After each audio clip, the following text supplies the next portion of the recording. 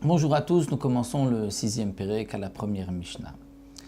La Mishnah va nous dire qu'est-ce que l'on peut faire pour le Korban Pessah le Shabbat, c'est-à-dire il y a certaines choses que l'on peut faire, on peut transgresser Shabbat pour égorger le Korban Pessah, puisque le jour du Korban Pessah, c'est le 14 Nissan, si ça tombe un Shabbat, on pourra sacrifier ce Korban.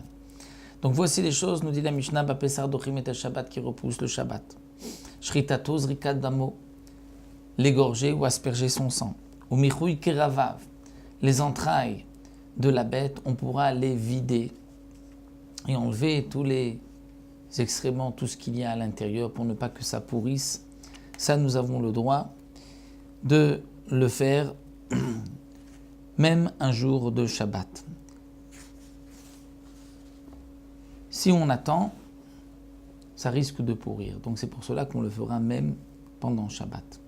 La shrita, on ne peut pas la faire après Shabbat, puisque la mitzvah du Korban Pessah, c'est le jour qu'on doit l'égorger, donc le 14 Nissan. De même, ekter chalavav, on pourra brûler les graisses, les morceaux qu'on doit brûler sur le misbéach. Bien que là, on aurait pu attendre Motzai Shabbat, mais malgré tout, ceci nous montre combien la mitzvah est chère en son temps, et puisque c'est maintenant le moment de brûler les graisses, donc malgré Shabbat, on brûlera les graisses sur l'autel. Avant tzliyato, mais griller le Korban Pessah, ou bien adachat keravav, ou rincer les entrailles de la bête, ça, enan dochin Shabbat, ça ne repousse pas le Shabbat, ça, on attendra la sortie de Shabbat pour le faire. Har kavato, porter l'agneau sur ses épaules pour l'amener au Beth Amikdash en passant par un domaine public, c'est interdit, bien que nous précise le Barthénoura, il n'y a qu'une interdiction midera banane parce qu'on sait qu'un vivant se porte lui-même. Donc ce n'est interdit que midera banane. Malgré tout, on ne pourra pas porter le Korban Pessah pour l'amener dans la Hazara. On aurait dû le faire avant Shabbat. Va'avato michutz latroum, ou de l'amener, la bête, d'amener le Korban dans dehors du troum. C'est-à-dire on a une bête à plus de 2000 amot, 1 kilomètre de la ville. Le troum Shabbat, nous n'avons pas le droit d'amener la bête dans dehors du troum.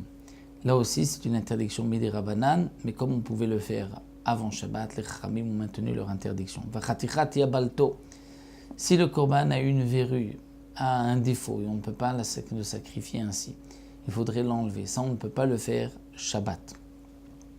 En dochin et Shabbat, ça ne repousse pas le Shabbat. Rabbi Eliezer omer dochin. Rabbi Eliezer n'est pas d'accord et dit que dochin, ça repousse le Shabbat, parce que pour Rabbi Eliezer, même les marchiré mitzvah, ce qui nous permet d'accomplir la mitzvah, repousse aussi le Shabbat, comme c'est marqué dans Masechet Shabbat. Donc voici le début de ce Pérec avec la mitzvah du Korban Pessah lorsque ça tombe un Shabbat, qu'est-ce que l'on peut faire, qu'est-ce que l'on ne peut pas faire, et on reprendra la Machloket Rabbi Eliezer et Rabbi Yehoshua dans la Mishnah suivante, où Rabbi Eliezer viendra expliquer pourquoi on peut faire certaines choses, bien qu'il y ait une interdiction midera banane pendant Shabbat pour le Korban Pessah.